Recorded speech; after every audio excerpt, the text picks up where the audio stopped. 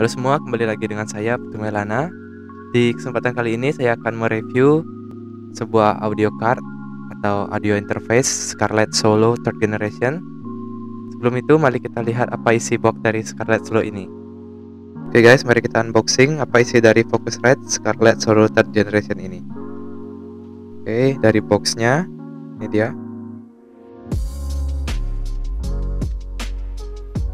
Dan berisi spesifikasi di bagian belakangnya. Oke, mari kita buka isi dalam boxnya.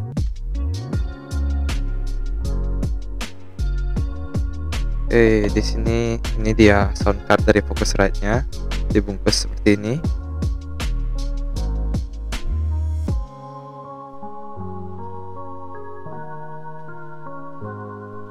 Dari build quality-nya terlihat sangat kokoh ya. Terbuat dari aluminium. Lalu di sini ada output left and right di belakangnya dan sambungan melalui USB Type-C.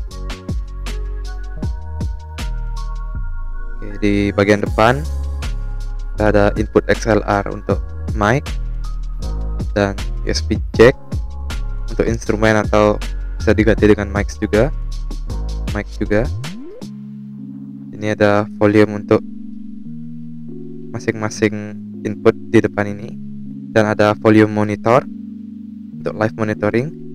Ini ada tombol untuk direct monitoringnya. Lalu di dalam box ada buku manual, dua buah buku manual,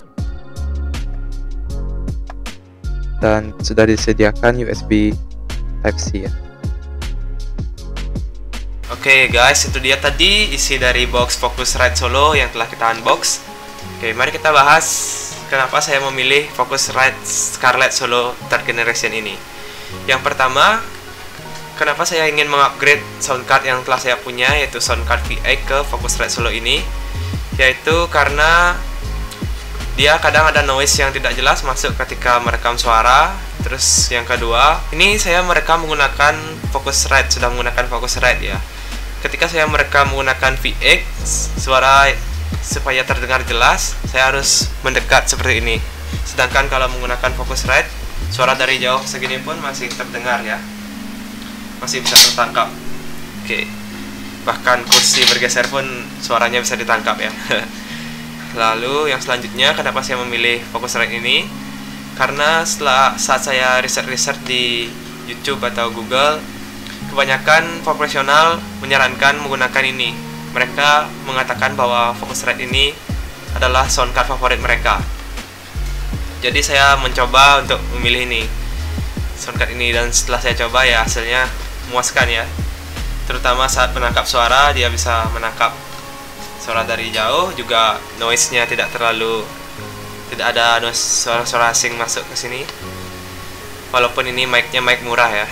Lalu selanjutnya yang membuat saya ingin mengupgrade sound card, yaitu ketika dia merekam untuk kita bernyanyi dan kita memasukkan instrumen ke sound card ini, dia bisa merekam multitrack secara terpisah, merekam suara voice-nya dan instrumennya, nanti hasilnya bisa terpisah. Jadi kita bisa edit terpisah antara suara kita dan instrumen yang kita rekam. Oke, next kita berpindah ke kekurangan yang dimiliki oleh Focusrite Scarlett Solo ini.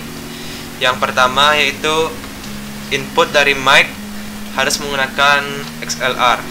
Ya, mungkin itu kelemahan yang saya dapatkan ya, karena saya punya mic di sini, awalnya dia menggunakan XLR ke jack 3.5, jadi saya harus membeli kabel XLR untuk menghubungannya ke Focusrite. Lalu selanjutnya, kalau yang sudah biasa menggunakan sound card V8 di device-nya, mungkin kalian akan susah ya, karena di V8 itu banyak fitur-fitur yang tidak ada di Focusrite ini. Kayak di V8 itu sudah langsung ada echo-nya di sana, pengaturan bass, treble.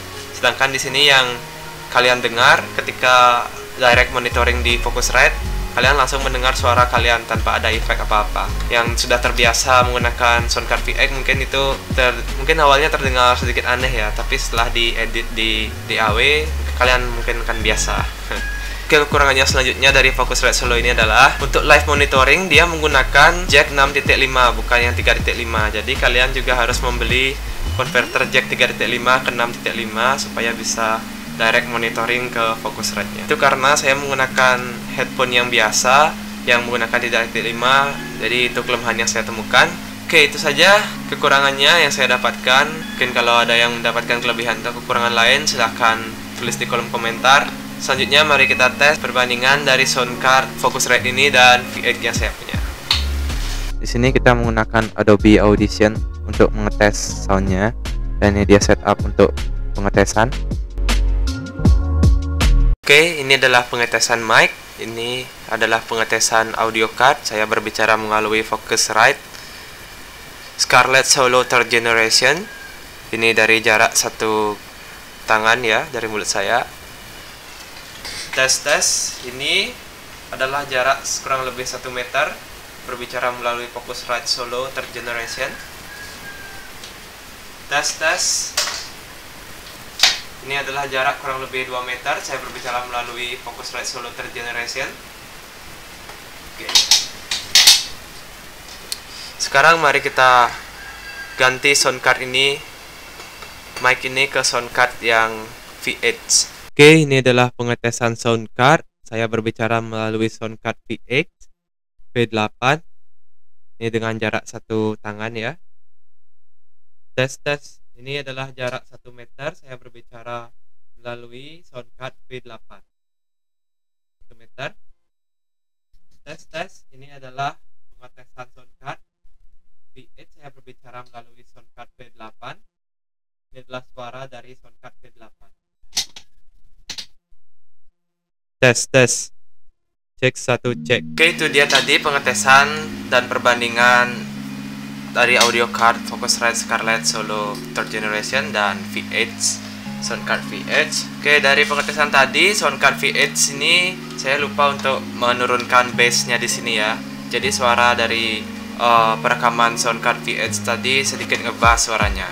Kalau hasil dari audio file dari Focusrite saya edit, hasilnya juga bisa terdengar bagus seperti yang direkam oleh V8 ini. Dan ketika saya berbicara ini ada noise. Noise itu berasal dari kipas di atas ini ya, karena udara di sini sangat panas. Kalau tidak berkipas saya jadi keringetan, apalagi disorot lampu ini.